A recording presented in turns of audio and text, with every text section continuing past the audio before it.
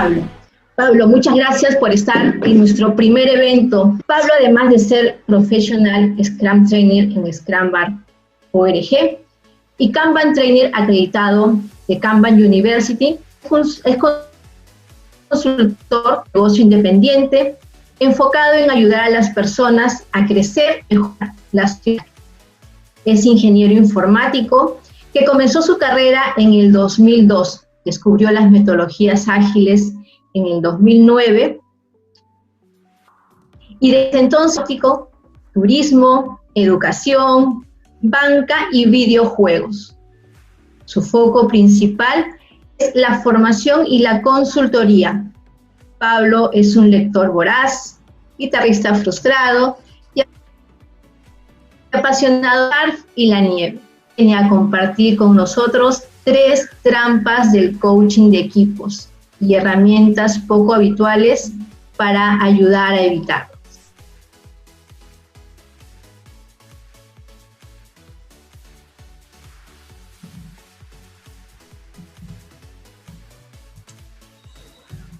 Hola, ¿me escucháis?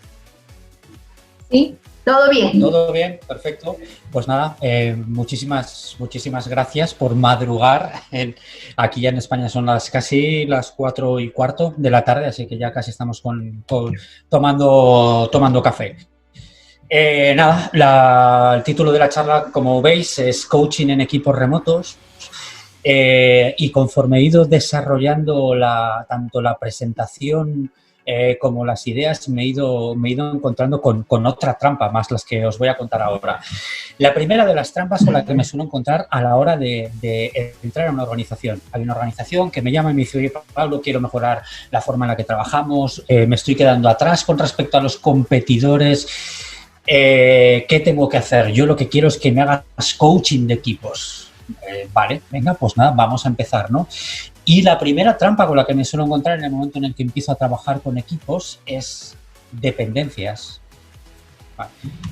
Cuando hablo de dependencias es que aquí, utilizando una analogía de Klaus Leopold, un autor que veréis que me ha influido mucho, él ve la organización de esta forma. Realmente cada una de las teclas de este teclado es un departamento.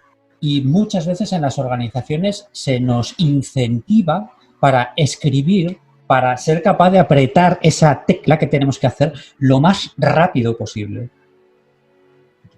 Pero, ¿qué pasaría si el deseo de nuestro cliente, si nuestra organización lo que debiera de hacer es escribir una carta de amor, ¿no?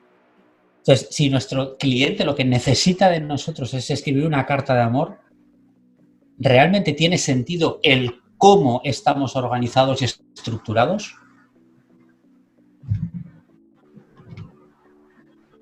Hay otra alternativa que he visto en algunas empresas más avanzadas, en la cual están las islas ágiles. Y cuando hablo de islas ágiles, hablo de equipos que son multifuncionales o cross-funcionales, que tienen varias funciones dentro de ese mismo equipo, pero en el fondo siguen teniendo dependencias de otras partes de la organización.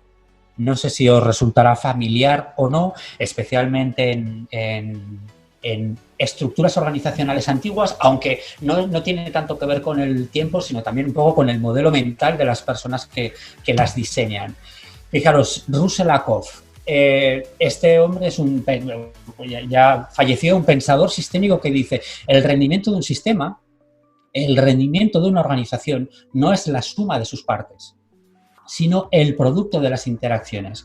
Entonces, si conectamos con esa imagen del teclado, nos damos cuenta de que incentivamos o nos incentivan para ser muy rápidos haciendo lo nuestro, pero el rendimiento del sistema no es la suma de las partes, no es cómo de rápido le doy a las teclas, sino el producto de las interacciones. Entonces, la primera idea que nos deberíamos de llevar, o que me gustaría que nos lleváramos de esta primera sesión, es que lo que tenemos que hacer es asegurarnos de que el equipo correcto está trabajando en la cosa correcta en el momento adecuado. En lugar de estar continuamente apretando la tecla, lo que tenemos que hacer es tener básicamente algo que veremos después, que son las interacciones ágiles. Aquí paso a contaros algunas de las herramientas que utilizo para cuando me encuentro con estas trampas. La primera es la visualización de un producto punto a punto. Producto. Porque realmente el foco no está tanto en que yo apreté la tecla, sino en no perder de vista el valor, el producto que le estamos entregando a nuestros clientes. Este es un ejemplo ya de tablero físico. No he querido enseñar cosas en remoto por temas en realidad se soporta exactamente igual en las herramientas electrónicas, Jira, Kanban, Ice, etcétera, nos pueden servir de la misma forma. El punto a punto, esto es importante, es desde que el cliente tiene la necesidad hasta que se satisface, ser capaces de modelar y mapear toda esa interacción, toda esa cadena de creación de valor, ese workflow o value stream de información. ¿Cómo resolvemos el problema o necesidad? La segunda de las herramientas que os planteo son interacciones ágiles. Recordad lo que decía Akov. No es la suma de las partes, sino la interacción entre ellas. Entonces, ¿qué deberíamos de tener en la organización?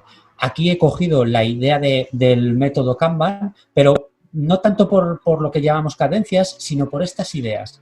Necesitamos tener interacciones ágiles para el getting things done, para el just do it, hazlo, venga, vamos a hacerlo. Tenemos varios departamentos interactuando de forma conjunta. Tenemos que tener o bien reuniones o bien simplemente interacciones. Tenemos que tener o podemos tener más bien otro foco de reuniones o interacciones ágiles que lo que busquen sea precisamente la mejora continua. Lo que estamos ofreciendo hoy poco a poco pasará un poco a ser lagarta en el mercado y tenemos que seguir innovando. De hecho, hay una charla hoy relacionada con toda esta parte de innovación, ¿no? Y por otro, también está la parte de estrategia, la que dice, oye, ¿estamos haciendo el producto adecuado? ¿Realmente esto es lo que quieren nuestros clientes? Entonces, lo que me gustaría es que no se trata de que tengamos más reuniones, sino de que tengamos más interacciones ágiles. En cualquier caso, hay marcos de trabajo, como por ejemplo Kanban, que vienen a articular, a procedimentar de alguna forma este tipo de reuniones. Y hay una tercera herramienta que me parece muy poderosa para gestionar las dependencias que se llama Blocker Clustering. Esto está desarrollado por Klaus Leopold precisamente y lo que viene a decir básicamente es coge en un value stream, en un producto, en la interacción entre los distintos departamentos, y esto lo pregunto mucho en las formaciones, oye, ¿tenéis bloqueos? ¿Tenéis dependencias de otros equipos?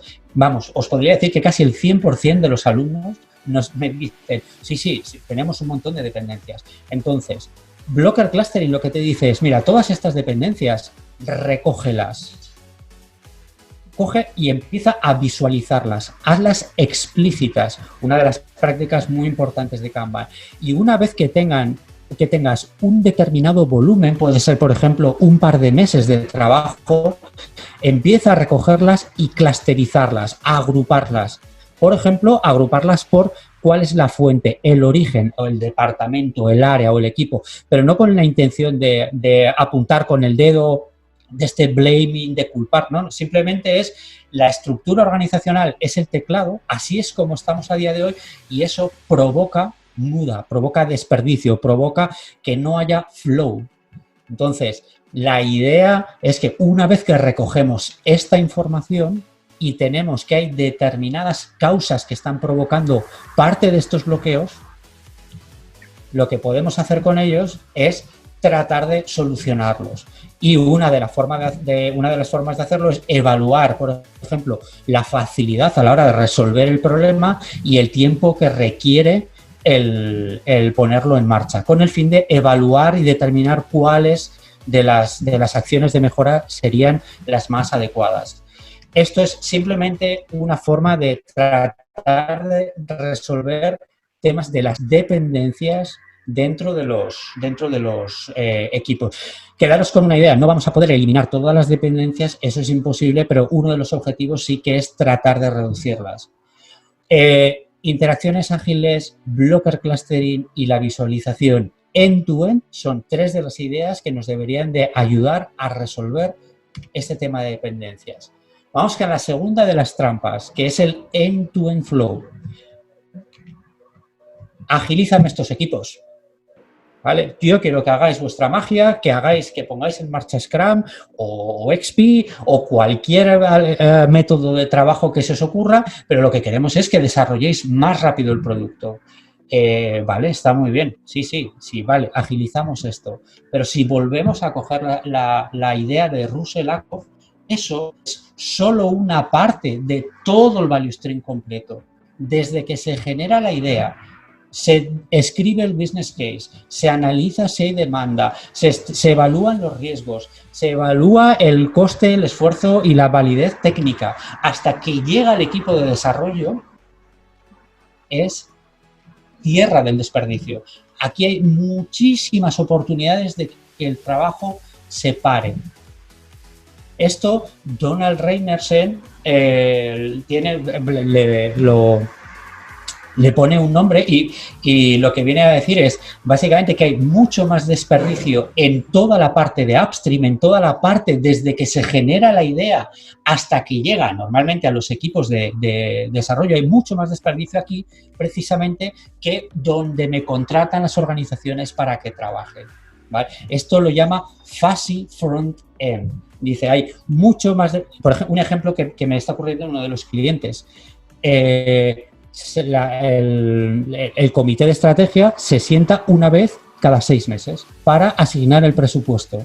Si alguien tiene una idea, tiene que esperar esa ventana de tiempo que puede ser desde los 5 meses y 30 y 29 días o unos pocos días, pero realmente esa ventana de 6 meses hasta que no se juntan no hay financiación. Con lo cual hay muchísimo desperdicio aquí que tenemos que hacer visible. La idea, conectando con las dependencias, es ser capaces de visualizar ese end-to-end completo. Aquí os presento una de esas métricas que nos puede dar visibilidad sobre el colesterol que tiene la organización. Realmente podemos empezar a centrarnos en nuestro cliente, ¿vale? Y la eficiencia de flujo, esa palabra flow, lo que quiere es satisfacer la necesidad de un cliente lo antes posible. Entonces es como tratar de poner una cámara en el hombro del cliente y terminar desde que sale esta petición hasta que se acaba, cuánto tiempo pasa. Y oye, y de ese tiempo, cuánto tiempo estás trabajando y cuánto tiempo estás esperando. Os presento un value stream normal. Aquí me centro mucho en desarrollo de software porque es mi área de especialidad, pero os puedo contar desde procesos de recursos humanos o de talento y cultura como de una imprenta, ¿vale? Entonces, ¿qué es la eficiencia de flujo? Todos estos trabajos, todo el trabajo que hacemos, como realmente pasa por varios departamentos, hay muchos handoffs que se llaman, muchos pasos en los que las actividades cambian de manos de un grupo de personas a otro. Y las personas no siempre están disponibles para recoger el trabajo cuando nosotros lo pasamos o lo dejamos preparados para que alguien lo recoja. Entonces, si os dais cuenta, abajo hay waiting y working. Hay un momento en el que estamos trabajando, pero también hay muchos momentos dentro del value stream en el que el trabajo está esperando a que alguien tenga capacidad para recogerlo. No sé si os pasa en vuestras organizaciones que tenéis trabajo, pilas de trabajo, esperando a que alguien las tome. Esto, por ejemplo, en entorno de manufactura en el siglo XX era muy sencillo de ver. ¿Por qué? Pues eran cajas de tornillos apiladas. Y entonces decías, ostras, ¿qué hacen aquí este montón de inventario? ¿No? O qué hacen estos coches, o qué hacen todos estos productos si realmente no hay un cliente que los ha pedido o simplemente es producto no terminado. Esto, la gente de Lean, Toyota, que desarrolló todo este Lean Thinking, se dio cuenta de que esto era desperdicio. Y una de las formas de representarlo es a través de la eficiencia de flujo. Realmente, ¿qué es la eficiencia de flujo? Es de todo el tiempo que pasa desde que me pide un cliente hasta que se entrega, de todo ese tiempo que hay, cuánto realmente estoy siendo atendido. Y atendido me refiero a, si yo tengo una idea, cuánto tiempo estoy evaluando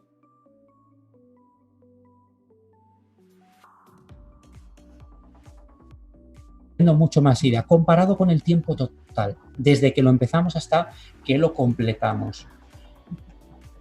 esta es un poco la fórmula y os vais a dar cuenta de que hay eficiencia, de que el nivel de eficiencia de flujo es muy bajo en muchas organizaciones.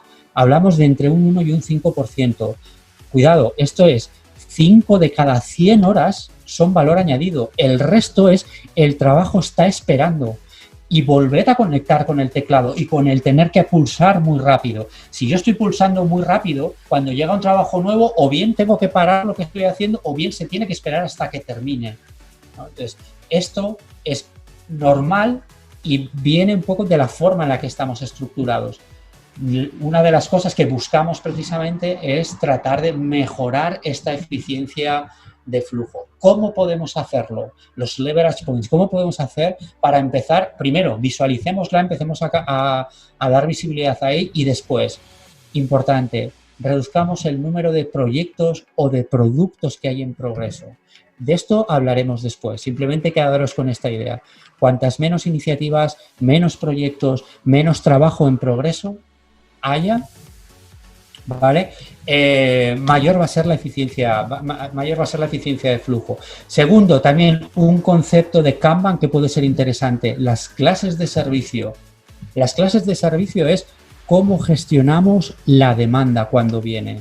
Por ejemplo, lo cuento mucho a modo de broma. Imaginaos que viene el CEO de la compañía, te da el famoso toque de hombro y te dice, oye, Pablo, perdona, tienes un momento, es que necesito. Y en ese momento, cuando te acaban de dar el toque de hombro, te das cuenta de que acabas de aplicar una clase de servicio, que es paro todo lo demás que estoy haciendo para atender la necesidad precisamente del CEO de la compañía. Resolverlo lo más rápidamente posible para después volver al trabajo donde se hubiera quedado. Eso, que lo hacemos de forma implícita muchas veces, lo que buscamos en la organización es hacerlo explícito. Es, yo hablo con mi cliente y mi cliente puede ser un cliente de fuera de la organización o un cliente de dentro, cualquier otro departamento, y le dices, oye, si tú quieres utilizar el famoso toque de hombro, puedes. Pero si hago esto, tenéis que entender que este otro trabajo que me has pedido tiene que esperar, ¿vale? Entonces, esto veréis que nos ayuda mucho precisamente a reaccionar a oportunidades de negocio, tanto a oportunidades, que me quiero poner en el aspecto positivo, como en el negativo, en el caso de que haya multas. Recuerdo una de las empresas con las que colaboré en el que nos ponían una penalización si no cumplíamos con la normativa para un determinado periodo. Nosotros nos dedicábamos en ese momento a la venta de billetes de aviones. Y realmente fue el gobierno inglés el que dijo, mira, si el 1 de junio no estáis aprobando esta ley, directamente no podéis operar en todo el Reino Unido. Imaginaos el impacto económico que podría tener eso para la compañía. Entonces hicimos uso de clases de servicio para dar prioridad con respecto a otras oportunidades o bien riesgos o amenazas para gestionar precisamente esa demanda, ¿no? Entonces, clases de servicios, otra de las formas que podemos hacer para trabajar el end-to-end. Después, y ya por último en este segundo bloque, la liquidez. La liquidez es la capacidad que tienen las personas para poder trabajar en todo el value stream. Por ejemplo, aquí lo he copiado de esta página, pero un poco la idea es que cuáles son las tecnologías o las habilidades que se requieren, que están en la parte horizontal, y en la parte vertical están los nombres de las personas. Entonces, si yo soy John y me veo con capacidad de poder programar en HP, o no conozco nada de React, o me da ideas de cómo podemos ayudarles a desarrollar esas capacidades con el foco en el flow, en que el trabajo no pare, porque variabilidad va a haber. Murphy vendrá, y cuando venga, viene en muchísimas maneras. Viene, por ejemplo, en que John se pone de baja por lo que sea, porque acaba de coger COVID, por ejemplo, ahora que está tan de rabiosa actualidad, ¿no? Y si no hay nadie más en toda la organización o en todo el departamento que pueda hacer esto, nuestro foco tiene que ser precisamente que la petición del cliente fluya lo más rápido posible. Entonces, estas herramientas nos ayudan mucho a hacer visible los problemas de liquidity que tiene el equipo o el producto, y qué tenemos que hacer para ayudar. Por supuesto, esta solución requiere tiempo. porque formar a las personas, tienen que practicar, necesitan el aprendizaje espaciado en el tiempo, hay muchísimas cosas aquí, pero esta es parte del trabajo que podríamos hacer. Entonces, nuestra segunda slide de cosas para llevarnos. Reducir el trabajo en proceso, prometido, esto hablaremos después. Las clases de servicio, que es gestionar la demanda, pero de forma explícita. Tener muy claro con vuestros clientes. Ver un ejemplo, por ejemplo, en las aerolíneas, el business class con respecto a turista, el tipo de servicio es completamente distinto, el tiempo que pasas en la cola, el de espera es completamente distinto. Y la liquidez, manejar esta liquidez y entendida como la capacidad que tienen las personas de poder trabajar en su área de especialidad, pero también en otras, porque Murphy vendrá, ¿vale? Entonces dije, ostras, me estoy dando cuenta de que quizá el nombre de la charla no está bien. Voy a empezar cambiándole el nombre y decir, voy a hacer Coaching Remote Product Teams, que creo que es hacia donde deberíamos de ir. Deberíamos de pensar en cambiar nuestra estructura organizacional, orientarla a producto y orientarla a flujo. Orientarla precisamente a decir, oye, ¿qué pasa con la necesidad de mi cliente? Y por último, la estrategia, esta trampa tercera, que es la estrategia ágil. Cada organización está perfectamente diseñada para obtener los resultados que está consiguiendo. ¿Y qué quiero decir con esto? Os presento la Queuing Theory o la teoría de colas. Y la teoría de colas, básicamente, lo que dice es, de forma sencilla, cuantos más proyectos, cuantos más productos, cuantas más iniciativas estáis desarrollando, que es este eje horizontal, cuantos más proyectos, más iniciativas, permitidme que lo repita. ¿Veis el eje vertical, lo que dice? Throughput time. Throughput time es el tiempo que vais a tardar en sacar ese producto o ese proyecto por la puerta. ¿Qué ocurre? Que la organización me dice, Pablo, coaching de equipos. Sí, coaching de equipos. Pero el cliente con el que estoy trabajando igual tiene 1.500 iniciativas a día de hoy. 1.500 iniciativas es trabajo para más de 30.000 personas que tienen. Imaginaos la capacidad de utilización, cuántos proyectos tienen ahí dentro.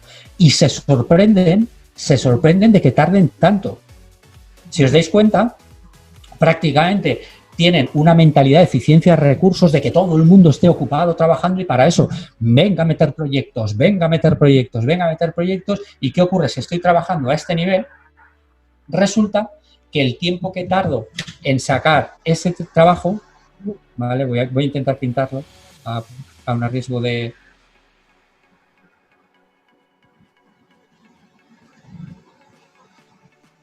¿Es este o es este?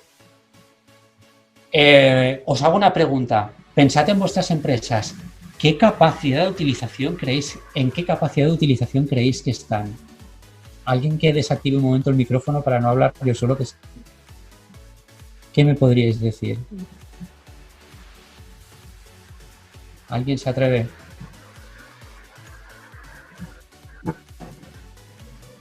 ¿Hay alguien en el chat hablando o alguien? Yo creo que en la empresa donde yo estoy, la capacidad la hemos bajado. Ya estamos aplicando este principio. Empezamos con cerca de 600 iniciativas solo en México. Y ahorita, afortunadamente la pandemia nos ayudó. Digo que afortunadamente nos ayudó porque decidimos bajar por primera vez en muchos años ese número de 600 a 400. Ya fantástico, entonces, que es genial, porque la verdad hay esperanza ahí fuera, ¿no? Podríamos decir, muchas organizaciones, al menos en España, no están ahí todavía. No se encuentran ahí. Tú explicas esto y les estás diciendo, cuidado, es que cuanto más nos acercamos al 100% de capacidad de utilización, nuestro tiempo, el tiempo que vas a tardar en entregarle a tu cliente, por cada 10% se multiplica por 2. Por 2. El tiempo que vas a tardar en entregarlo.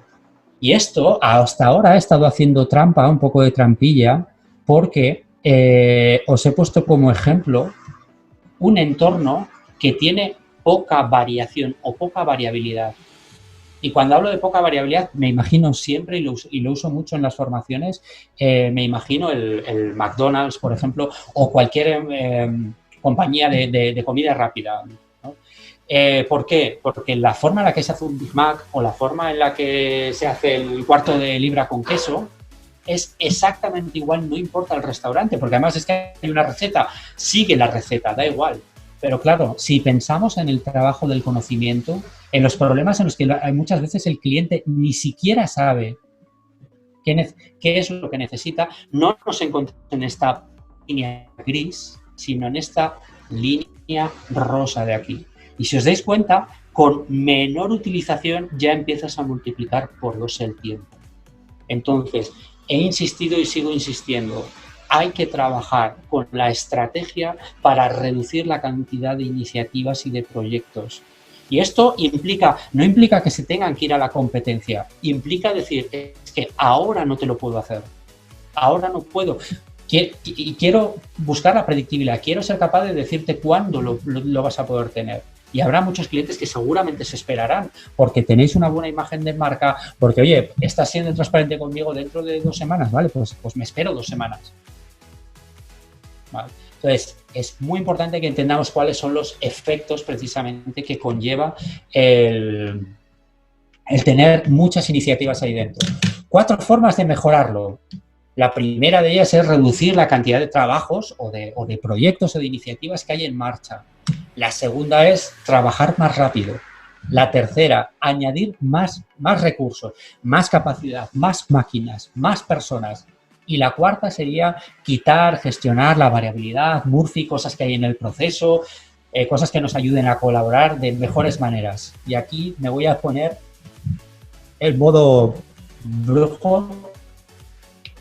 De estas 4, ayudadme a desactivar los micrófonos, por favor, algunos de vosotros. De estas 4, ¿cuáles creéis que las organizaciones utilizan de forma más habitual?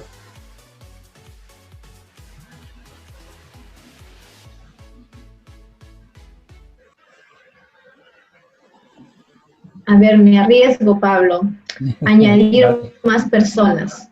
Añadir más personas, vale.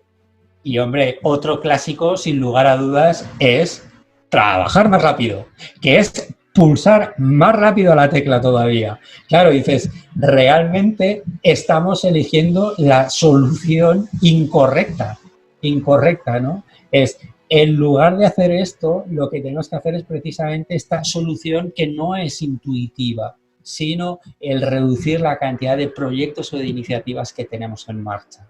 Esa es precisamente la forma en la que gestionar ese trabajo en proceso. La segunda, hagámoslo a nivel de portfolio. Y aquí os pongo un ejemplo.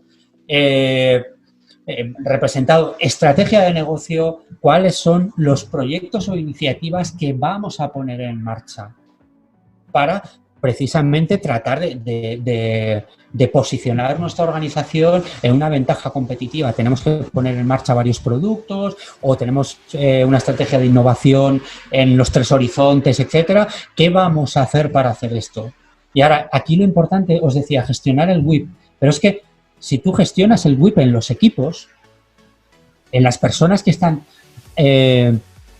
desarrollando los productos, tú consigues beneficio ahí. Pero la pregunta que os devuelvo es, ¿qué pasaría si redujéramos la cantidad precisamente de productos que lanzamos al mercado?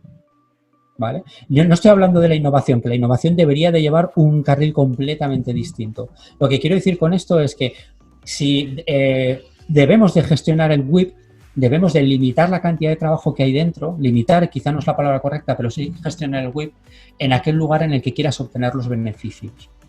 Y esto es parte del mensaje para la organización. Si nos vamos a estrategia, toda la parte de la organización, toda la organización desde aquí hasta el final se va a ver beneficiada. Sin embargo, si tú lo haces solo a nivel de producto, solo se verá beneficiado el producto. Y si tú lo haces a nivel de equipo, como me vienen a pedir muchísimas veces en la organización, solo si acaso el equipo se verá beneficiado. Y poco. Y insisto en esto, no estoy hablando de innovación, no estoy diciendo que limitemos la cantidad de ideas que tenemos que probar en el mercado. Lo que estoy hablando es precisamente de todos estos proyectos que ya están validados, que decidimos lanzarlos adelante, y todo ese WIP hay que gestionarlo. Por último, hablo de gestionar el valor. ¿Por qué? Porque me encuentro también muchísimas ocasiones en las cuales el cliente, o sea, las personas que desarrollan producto no tienen ni siquiera claro de qué forma están satisfaciendo una necesidad de un cliente. Aquí lo que yo hago con los equipos de producto o en equipos o en los equipos que forman parte de un producto es hablar precisamente de métricas. Oye, ¿qué indicadores podemos usar para tratar de trabajar el valor? Una de las que me gusta mucho es Fitness for Purpose, que son métricas que nos ayudan a entender por qué los clientes nos eligen. No estoy hablando del NPS, del NPS, el cual básicamente le pregunta a un cliente, ¿recomendarías este producto a otro cliente? Sí. Pero no nos da una pista sobre por qué el cliente nos elige. Simplemente nos dice, ¿lo recomendarías o no? No nos ayuda a saber cuáles son las razones por las que han decidido comprarnos. Y me gusta mucho precisamente porque tiene una aproximación cuantitativa y dice, mira, una de las cosas que suelen influir en la decisión es el lead time y su predictibilidad. Cuando hablo del lead time es que, oye, yo sé que cuando me compro un Volkswagen, por ejemplo, tardan 90 días y es muy predecible. Vale. Otra de las razones tiene que ver, por ejemplo, con la calidad. Sé ese producto o un Apple, por ejemplo, tengo prácticamente todo el ecosistema de Apple, sé que tiene una determinada calidad y confío precisamente en la marca. Y hay otra que tiene que ver con el precio, pero muchas veces nos quedamos con esta tercera, solo el precio. Y las demás influyen, aunque sea de forma implícita, aunque nosotros no lo hagamos explícito, pero normalmente no es solo el precio el único argumento por el que tomamos la decisión. Entonces, lo que nos están diciendo Fitness for Purpose es, en los equipos, empezar a medir el lead time y su predictibilidad, empezar a tratar de conversar con clientes, a tener reuniones con ellos para ver cuál es su percepción sobre la calidad y, por supuesto, sobre el precio. Otro tipo de métricas, si estáis en contexto de desarrollo de software, me gusta mucho este Evidence-Based Management, ¿vale? Que tiene 4 perspectivas. Por ejemplo, el Current Value habla del Employee Satisfaction como parte activa y además una visión así como muy sistémica de la organización. Es importante la perspectiva del cliente, pero también es igual de importante la perspectiva del empleado. El Revenue per Employee, tampoco voy a entrar en todas, pero son algunas de las ideas que nos ayudan a decir, oye, ¿estamos entregando valor a nuestro cliente? ¿Lo estamos haciendo de forma rápida? El hacerlo de forma rápida nos deja a la vez innovar, porque esto pasa mucho. Hay como una especie de trade-off, ¿no? Es o hago una cosa o hago otra. Y tenemos que hacer explícito y gestionar precisamente esta innovación. Y precisamente para que el día a día no se nos coma. Entonces, aquí hay algunas ideas que nos van a ayudar a determinar cuál es nuestro grado de innovación y ver si realmente lo que estamos haciendo es focalizarnos a corto plazo en lo que estamos haciendo ahora o también hay espacio para poder innovar y preparar cosas para largo plazo. Estas son 2 de las métricas o conjunto de métricas que utilizo con los equipos precisamente para medir el valor. La recomendación aquí es usa múltiples métricas, usa varias perspectivas precisamente para evitar la suboptimizar, evitar el solo entregas valor a corto plazo, pero me estoy dejando toda la parte de la innovación. Y utiliza estas métricas para gestionar los riesgos. Y es que cuando una métrica se convierte en un objetivo, deja de ser una buena métrica. Y esto es importante, porque muchas veces me he encontrado con política, con equipos. Por ejemplo, os cuento una historia y con esto no sé, creo que voy bien de tiempo. La historia era que había un equipo que había encontrado una funcionalidad que estaba funcionando muy bien económicamente, pero la habían encontrado muy tarde. Muy tarde quiere decir que que en sus objetivos anuales ya directamente no llegaban a conseguirlos y habían encontrado una funcionalidad que sí que parecía que económicamente les funcionaba y el cliente estaba satisfecho y funcionaba para cumplir sus objetivos, pero decidieron no hacerla pública, no ponerla en producción hasta que se acabara el año fiscal y empezar desde cero con sus objetivos con el fin de poder alcanzarlos. Entonces, el problema de la organización, ¿cuál era? Que habían cogido las métricas y las habían planteado como si fueran los objetivos a conseguir. Pasaron a ser, tenemos que conseguir esto. Y de tener esa utilidad. Gaming the system, que se llama. Es tú dame una métrica y no te preocupes que haré todo lo posible por conseguirla. Incluso destruir la compañía si hace falta.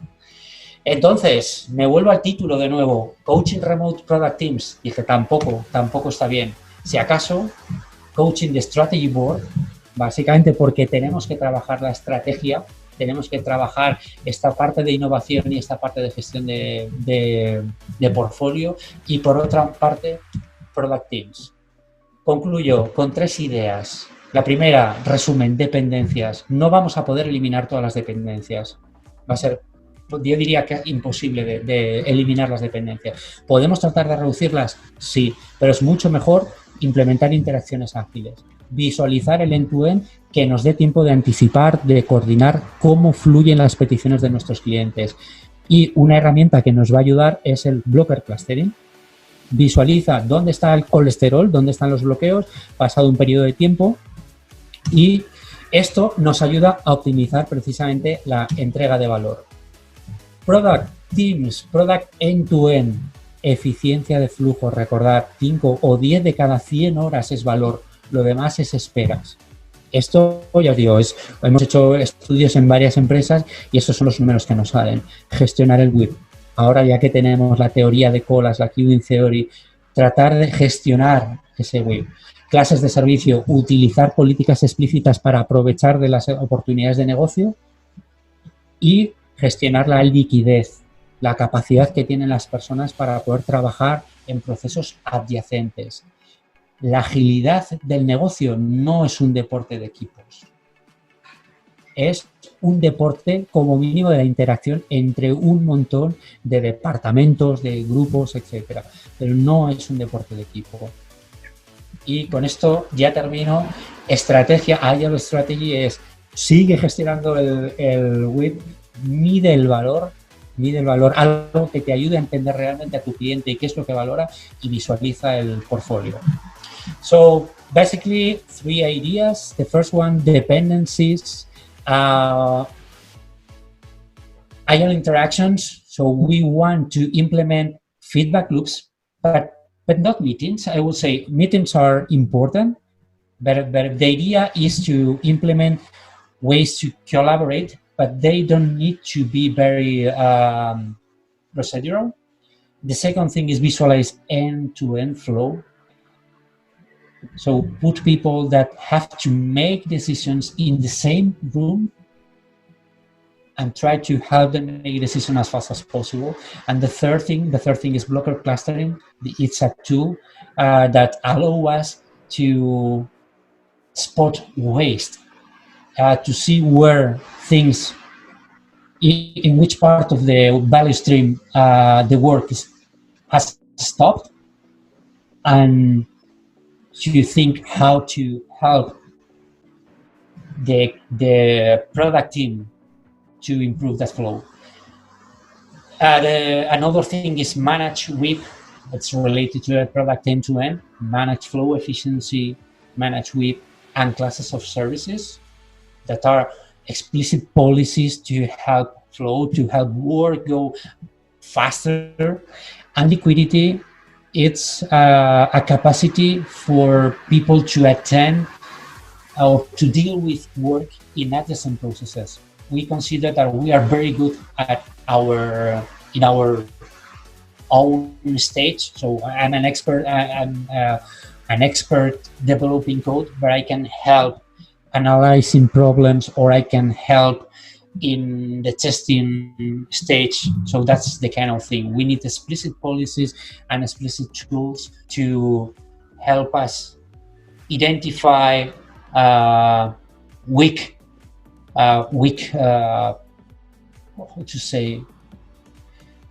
skills in which we are not very good at, and there are not quite enough people to deal with that kind of demand. And the third thing is a strategy, agile strategy.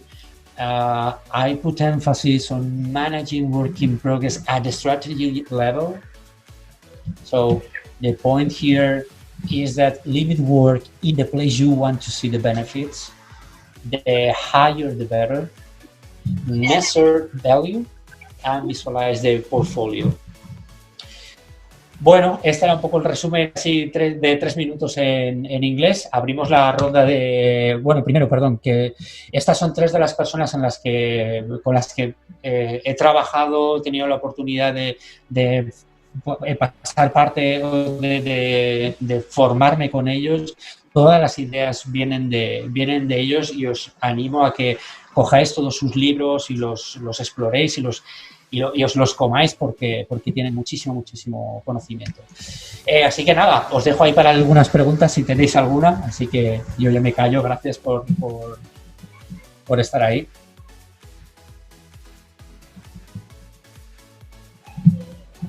Bien, chat o también pueden transmitirlas verbalmente. El que desee, por favor. Mientras tanto, Pablo, acá tenemos una. Vale. ¿Cómo te mides, ¿no?, la eficiencia de flujo, Pablo? ¿Perdón? ¿Cómo mides la eficiencia de flujo? Vale. Mira, creo que... A ver si puedo volver a ella. Está aquí. Un complemento, Pablo. Sí. Más allá de la fórmula, literalmente, ¿qué herramientas? Un segundito. Sí, ¿Qué herramientas usas o el equipo como?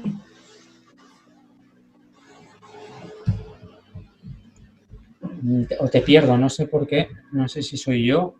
Vale, bueno, no sé si me estáis escuchando, ¿no? Es que he dejado de oír. Chat, Pablo, está la pregunta. Sí. Vale, entiendo que la fórmula no es lo importante, aunque realmente lo que buscamos es identificar dónde el trabajo está parado, cuánto tiempo pasa. Es una relación entre dos variables, el tiempo que realmente estoy atendiendo a la necesidad del cliente y cuánto tiempo pasa el trabajo esperando, y después, especialmente en entornos remotos, aunque también en el físico. Tenemos herramientas electrónicas que por ejemplo Kanbanize, que son capaces de calcularlas automáticamente, pero ya no solo eso. Lo que ocurre, por ejemplo, en uno de los grandes clientes con los que estoy trabajando es que tenemos que desarrollar, por ejemplo, la interconexión entre una plataforma como puede ser SAP, en el que realmente se crea las primeras necesidades de los clientes, ¿vale? O el primer pedido del cliente, hasta que pasa por ejemplo, por Jira o por este Kanbanize para terminar puesto en producción en cualquier otro sistema. Entonces, estamos desarrollando herramientas que nos permitan hacer toda esa trazabilidad desde que el cliente nos pide algo. Ya os digo, puede ser SAP o puede ser cualquier otro sistema, y conectar con el end-to-end. No sé si os está respondiendo eso, pero esa parte de integración entre herramientas es necesaria, precisamente para tener una métrica que sea confiable. ¿Algo más? Bien. Pablo, yo tengo una inquietud. Dale. Gracias, nos dice nuestro participante. Cuando tú vas a proponer a un CEO, a un gerente de producción, el implementar este tipo de, por ejemplo, visualizar, de eficiencia de flujo, normalmente hacen ¿cómo decir? Es un tema contraintuitivo, porque el empresario o el gerente, mientras más tickets veas en su planta, pues es mejor, ¿no? Cuanto más mejor. ¿Qué estrategias usas para poder introducir estas formas muy importantes de trabajar en las organizaciones? ¿Haces un piloto? ¿Con qué comienzas? ¿Cómo arrancas? ¿Cuál es tu secreto? A ver, lo primero, como sabéis, parte de mi trabajo es la formación y trato de utilizar ejemplos del día a día. Entonces me imagino que ahora pre-COVID, seguramente pues en Perú o en México, no sé si tendréis atascos. ¿Atascos os suena que tengáis alguno o teníais alguno cuando ibais a trabajar directamente a la oficina? Entonces, ¿qué ocurre? Simplemente decir, ¿cuáles son los efectos? ¿Por qué se producen los atascos?